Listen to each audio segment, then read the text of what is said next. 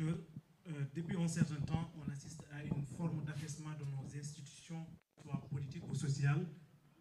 On a vu la désacralisation de la fonction du président de la République, le dévoiement de nos figures et symboles. Pour nous, c'est cela qu'on peut dire ce dont on parle et l'origine à ça. Une question assez complexe.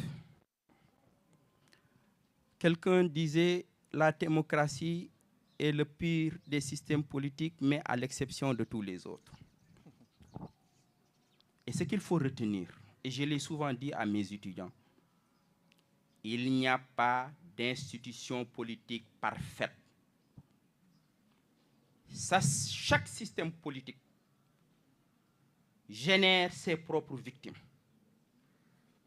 Si nous avons accepté la démocratie, si nous avons accepté de vivre dans une démocratie, nous devons accepter que la démocratie est un espace de désaccord, est un espace de dissensus, est un espace de contestation.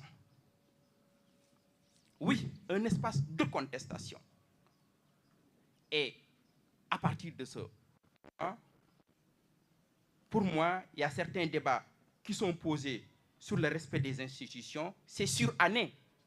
C'est sur année.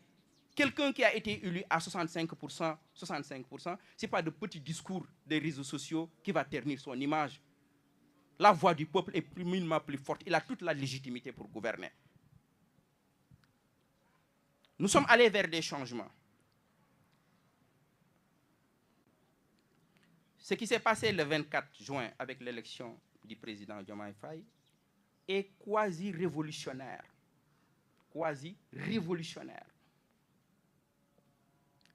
C'est un net moment fondateur d'une nouvelle démocratie au Sénégal et en Afrique.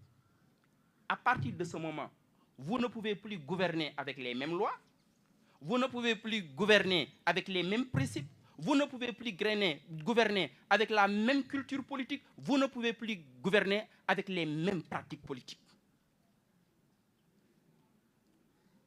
Il y a opposition entre deux systèmes, l'ordre ancien et l'ordre nouveau. L'ordre ancien est mort, il faut construire l'ordre nouveau. Et la construction de l'ordre nouveau appelle une nouvelle culture politique, appelle de nouvelles lois, appelle de nouvelles pratiques. Certaines lois du code pénal ou certains principes de notre constitution doivent être changés pour être conformes aux aspirations profondément démocratiques de notre société. Voilà ce que je pouvais dire par rapport à cette question. Merci. Je dois dire que quand un ancien étudiant rencontre son professeur, c'est toujours un plaisir. Donc c'est le charme de ce métier. Alors, docteur Babacar Diop, vous l'avez dit, le PASTEF est un parti populiste. Et vous l'avez défendu avec des arguments béton.